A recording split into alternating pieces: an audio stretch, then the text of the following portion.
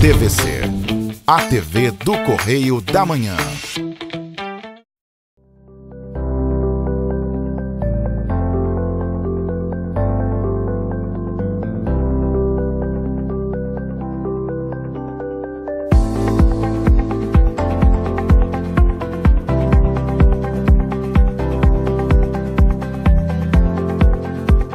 Olá pessoal, tudo bem? Eu sou Sandra Brito e esse é mais um Cultura na TVC. E nós iniciamos o mês de fevereiro com um único objetivo: trazer para você semanalmente um pouquinho de arte, de música, de literatura, dicas de viagem e muita, mas muita cultura. E você pode sintonizar a TVC em Petrópolis no canal 16, em Nova Friburgo no canal 5, em Teresópolis no canal 21, em Três Rios e Paraíba do Sul no canal 3 e em Pati do Alferes no canal 16. É sempre muito bom poder chegar até a casa de cada um de vocês. Muito obrigada por nos receber toda semana. E você já sabe, perdeu alguma coisa na TV? Não conseguiu assistir durante a semana? Não se preocupe! Toda a nossa programação está disponível no nosso site e também nas principais redes sociais, o Facebook, o Instagram e também no YouTube. Vem interagir com a gente!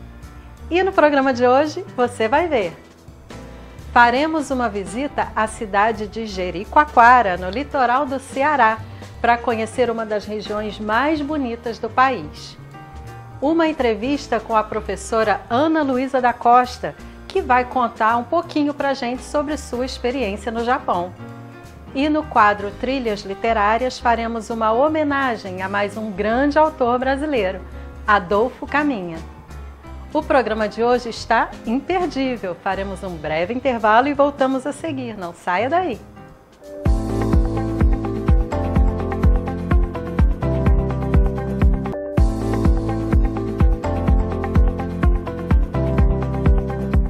Jericoacoara, ou para os íntimos apenas Jeri, é um dos destinos nordestinos mais cobiçados por viajantes do mundo inteiro nas últimas décadas. A vila, localizada a cerca de 300 quilômetros de Fortaleza, mais precisamente na cidade de Jijoca, de Jericoacoara, é um lugar pacato, com ruas de areia e cenários bucólicos, ideais para quem quer descansar e renovar as energias. Antes escondida entre dunas, lagoas, mangue e o mar, Jeri era uma simples vila de pescadores, de difícil acesso e sem nenhuma estrutura. Mas hoje, o cenário simples ainda se faz presente. A vila tornou-se moderna, repleta de hotéis e pousadas, além de restaurantes e bares que agradam até mesmo os turistas mais exigentes. Nós estivemos por lá e queremos convidar você para fazer esse passeio. Bora com a gente?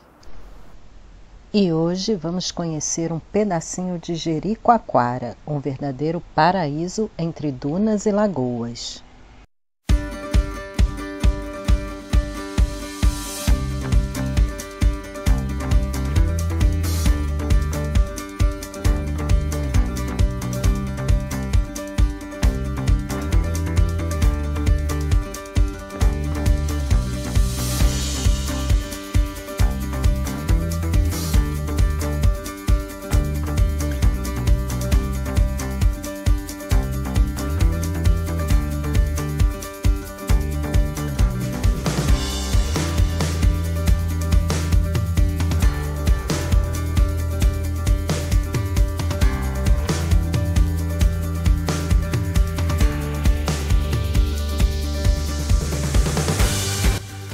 Muita gente não sabe, mas você pode chegar a Jericoacoara pelo aeroporto regional de Jeri, que não fica na cidade, mas bem pertinho, em Cruz, a cerca de 30 quilômetros da vila. Antes de entrar na vila, é necessário pagar uma taxa de turismo. O valor é de R$ 30 por pessoa para quem fica de 1 a 7 dias. Crianças de até 12 anos e idosos com mais de 60 estão isentos da cobrança. Depois de conferir o pagamento, os carros são liberados para seguir viagem. Ah, detalhe! Se você é como eu, que adora alugar um carro e sair por aí, Vale a pena lembrar que só carros autorizados entram na Vila de Jericoacoara.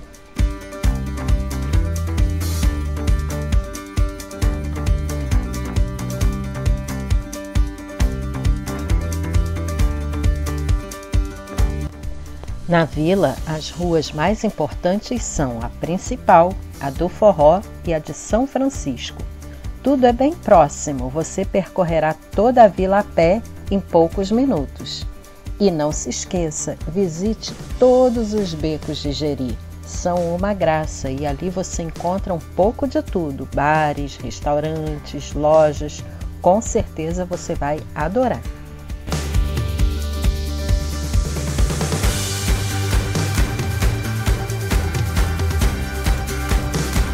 Essa aqui é a Igreja da Pedra. Ela fica nessa praça linda aqui em Jericoacoara. Ela foi toda construída com pedras que os moradores retiraram lá do Morro do Serrote. Depois a gente vai fazer o passeio pelo lado oeste da região e a gente vai mostrar para vocês.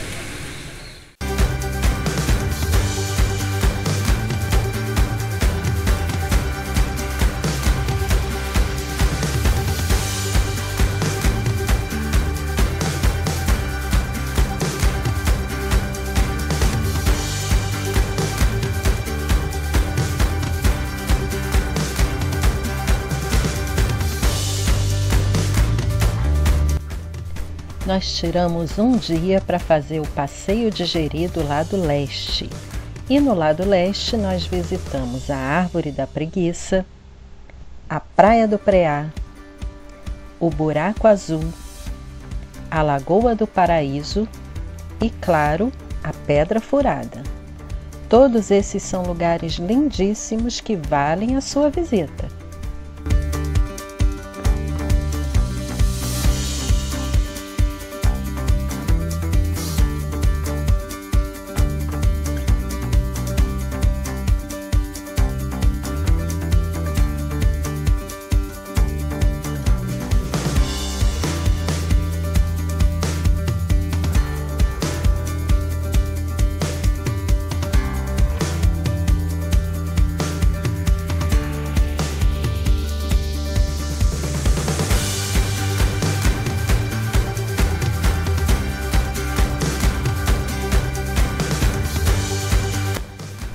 E nós subimos o Morro do Serrote para pegar essa trilha que dá até a Pedra Furada.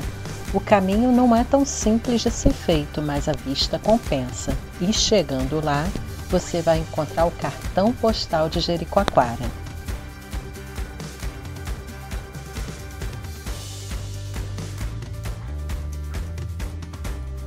No dia seguinte, nós fizemos o passeio do lado oeste, que começa com uma visita ao Rio Guriú, que é o berçário dos cavalos marinhos. Vale muito a pena fazer esse passeio de barco. Depois, nós seguimos pela região do Mangue Seco. Nós visitamos as raízes aéreas e também as dunas, que terminam depois com lindas praias perfeitas para a prática do kitesurf. Mais um pouquinho de dunas e chegamos até a Lagoa de Tatajuba. O lugar é lindíssimo, com várias outras lagoas ao longo do caminho. E claro, você pode aproveitar para fazer esportes radicais, como toboágua e tirolesa. Depois você pode almoçar e descansar com essa bela vista da Lagoa de Tatajuba. E o passeio está só começando. Jericoacoara foi o nosso ponto de partida, mas faremos juntos um passeio lindo por toda a Rota das Emoções. Semana que vem tem mais. Até lá!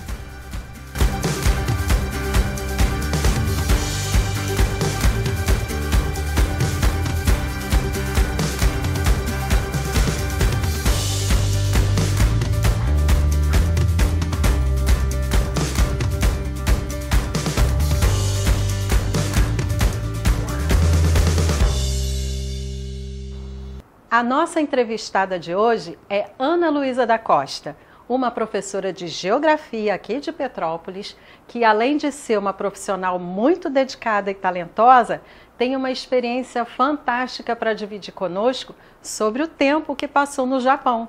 Seja muito bem-vinda ao Cultura na TVC, Ana Luísa. É uma alegria imensa poder receber você em nosso programa. Oi, Sandra, tudo bem? É um prazer imenso estar aqui com você e poder compartilhar minha experiência. Ana Luísa, eu sei que você adora viajar e, com isso, conhecer diferentes culturas.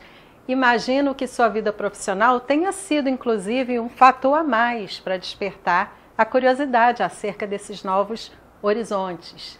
Mas você sempre teve esse intuito de estudar fora, visitar lugares e agregar conhecimento em sua bagagem acadêmica e cultural? Sim, Sandra, eu sempre tive esse intuito, mas não para o Japão.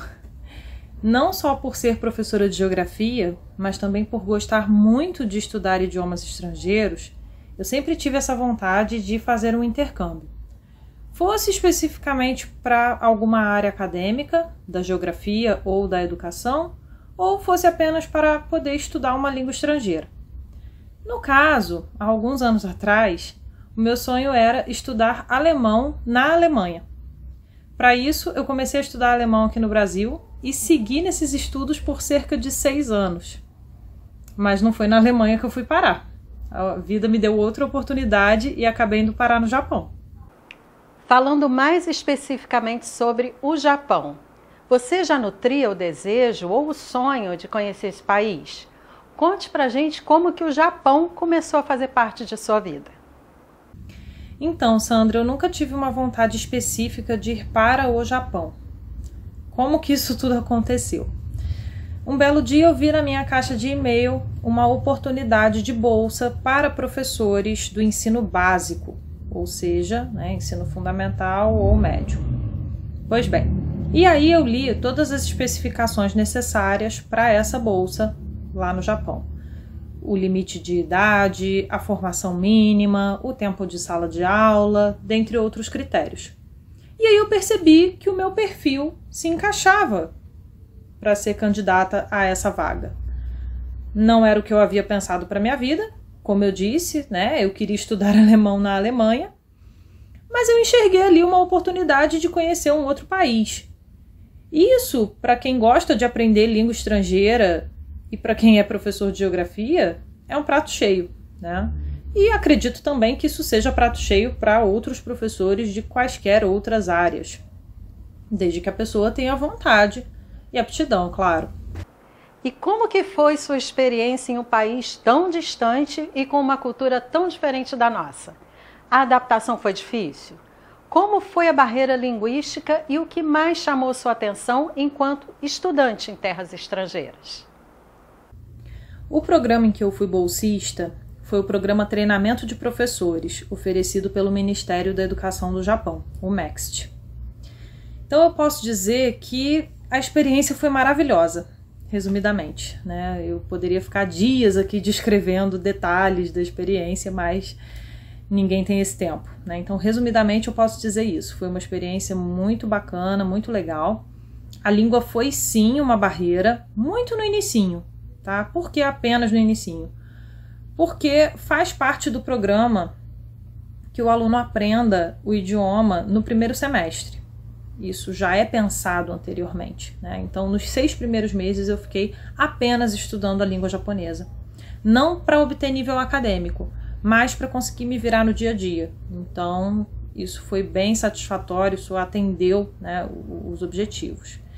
Surpresas eu tive várias, mas uma delas que eu poderia afirmar agora seria o fato dos japoneses serem muito solícitos. Eu me lembro disso nas primeiras semanas no Japão. Muitas pessoas foram extremamente solícitas, até pessoas de fora da universidade.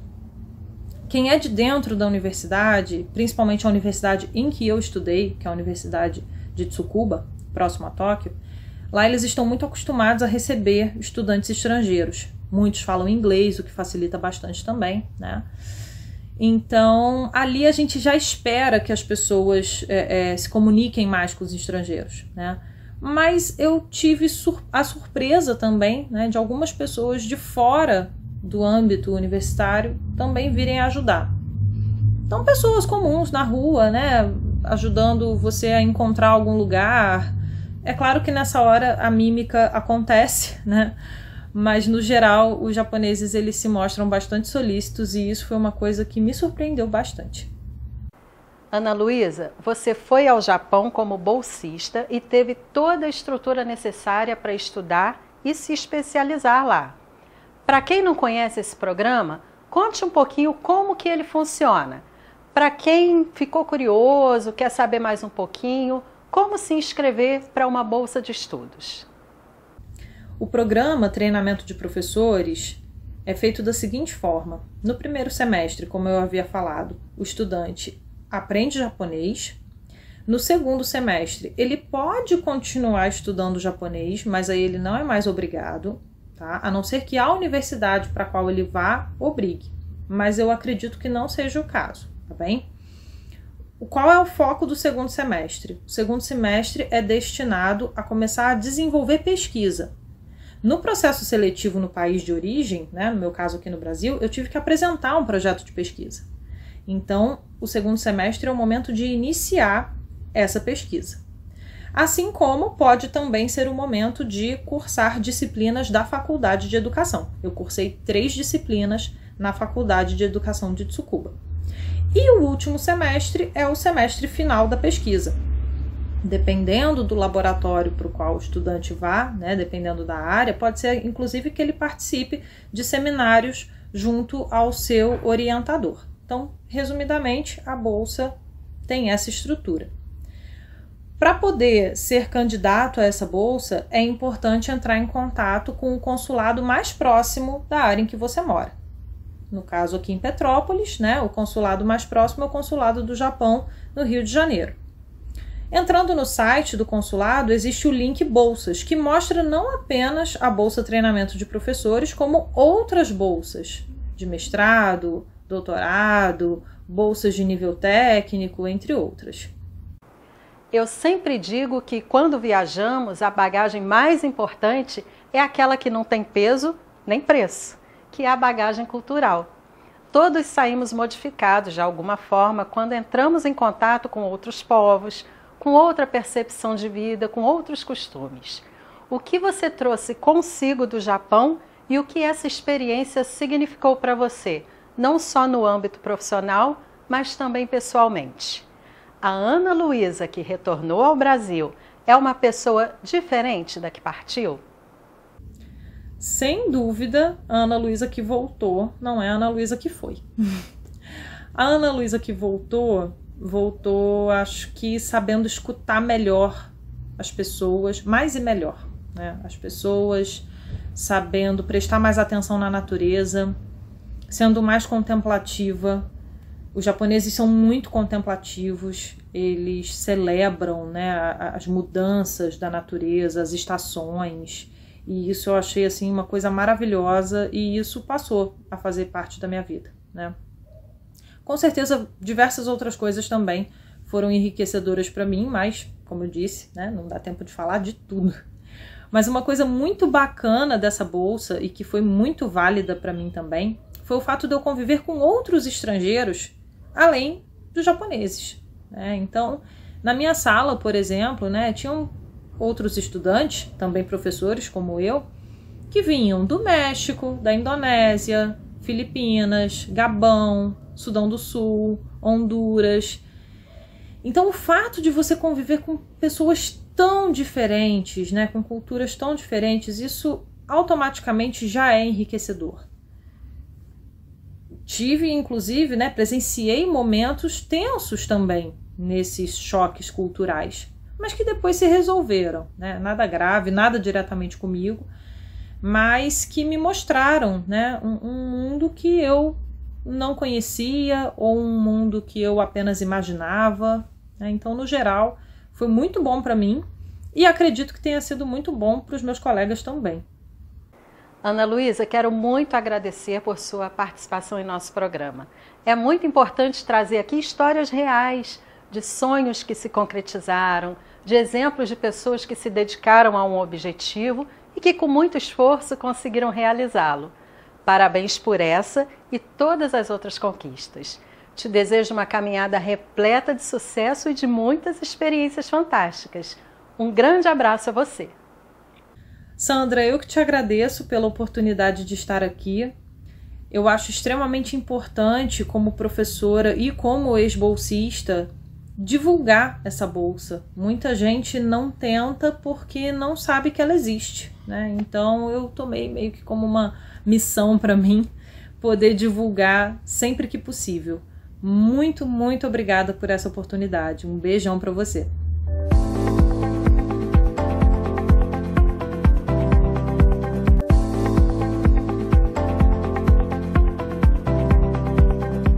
E chegou o momento de conhecermos mais um grande nome da literatura. É hora de mais um Trilhas Literárias.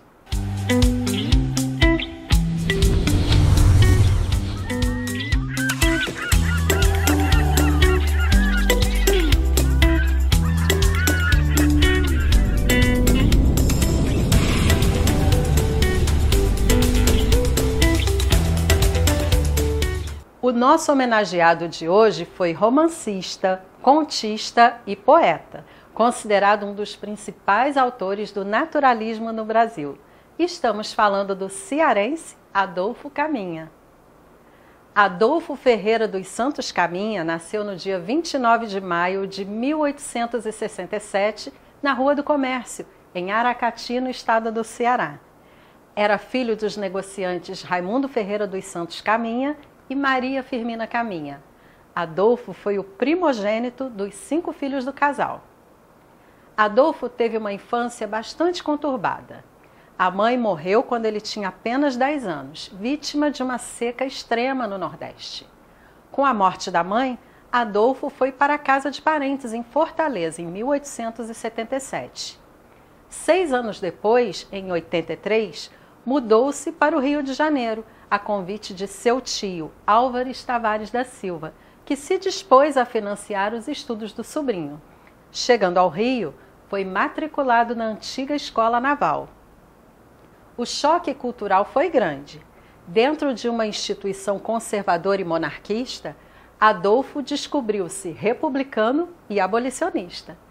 Aos 17 anos, fez um discurso na presença do imperador Dom Pedro II e declarou-se contra o anacronismo da escravidão e do império. Adolfo saiu da Escola Naval em 1885 como guarda-marinha.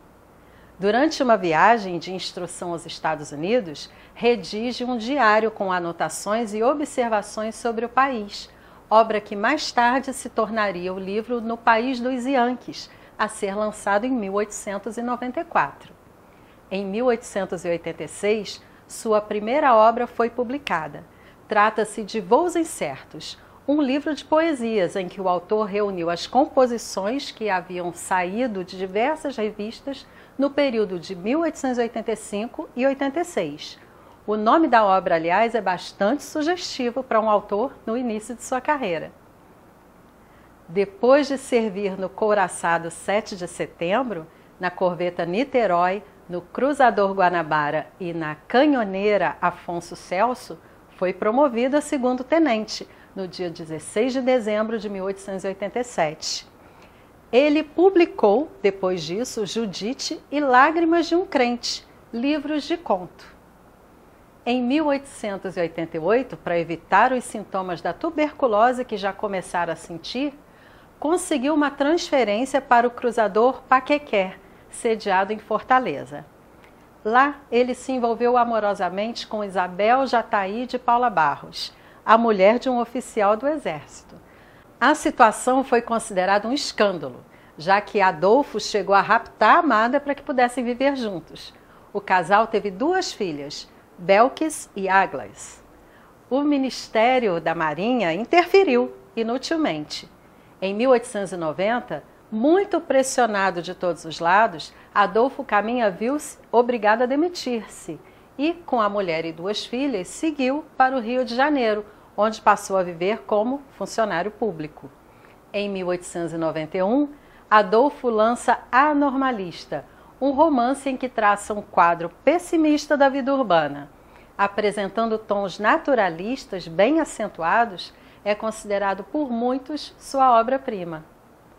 No mesmo ano, colabora com os jornais Gazeta de Notícias, Jornal do Comércio e O País. Em 1892, Adolfo seria convidado a participar como fundador da originalíssima Padaria Espiritual, um movimento literário cearense que existiu entre 92 e 98 e que contou com integrantes como Antônio Salles, Rodolfo Teófilo e o próprio Adolfo Caminha. Marcado pela veia humorística e pelo espírito boêmio e libertário, o grupo era composto por escritores, pintores e músicos que se reuniam na Praça do Ferreira. Eles publicavam seus escritos no jornal O Pão, e os textos eram assinados com pseudônimos irreverentes, como Sátiro Alegrete, Policarpo Estouro e Frivolino Catavento. Pouco conhecido nacionalmente, o movimento tinha muitos dos elementos daquilo que mais tarde seria chamada de literatura modernista. Em 1895, publica o romance Bom Crioulo, no qual firma sua reputação literária. O problema é que o livro provoca outro escândalo, ao abordar a questão da homossexualidade, um tema tabu para aquela época. A recepção acabou não sendo tão positiva para o autor por conta do preconceito e do falso moralismo da sociedade. No mesmo ano, publica suas Cartas Literárias, que saíram primeiro nas colunas da Gazeta de Notícias, da qual era colaborador. As cartas traziam um esboço de duas obras, Ângelo, um estudo psicológico, e O Emigrante, um romance de costumes cearenses. Infelizmente, Adolfo não conseguiu concluir os dois livros por conta da saúde. Em 1896, ano em que fundou o semanário Nova Revista, publicou o romance Tentação. Nessa época, o autor já enfrentava um grave problema de saúde, como dissemos anteriormente, ele sofria de tuberculose. Atormentado pelas dificuldades financeiras e debilitado pela tuberculose, morreu precocemente, aos 29 anos, em sua casa no Rio de Janeiro, no dia 1º de janeiro de 1897. Deixou inacabado esses dois romances que eu citei, O Ângelo e O Emigrado. O conjunto de sua obra, denso, trágico e pouco compreendido na época, é hoje fonte de estudos para muitas gerações de leitores. E vamos ler juntos um trechinho do que diz Adolfo sobre o ofício do escritor. Na obra de arte, a perfeição só se adquire por meio de um trabalho penoso, mortificante, cheio de desesperos, que vai desde o simples esboço, rápido e nervoso, até a forma definitiva, serena e límpida, através da qual não se percebam as agonias do artista na luta pela realização do ideal estético. Adolfo Caminha.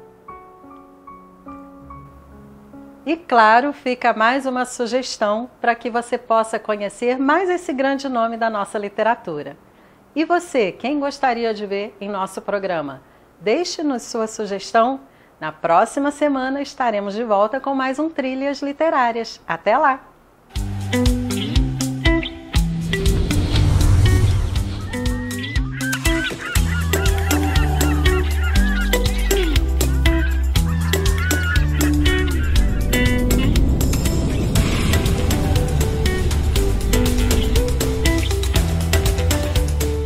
E assim vamos terminando mais um programa. Muito obrigada a todos pelo carinho e também pela audiência. Nos vemos, se Deus quiser, na próxima semana para mais um Cultura na TVC com Sandra Brito. Até lá. Tchau, tchau.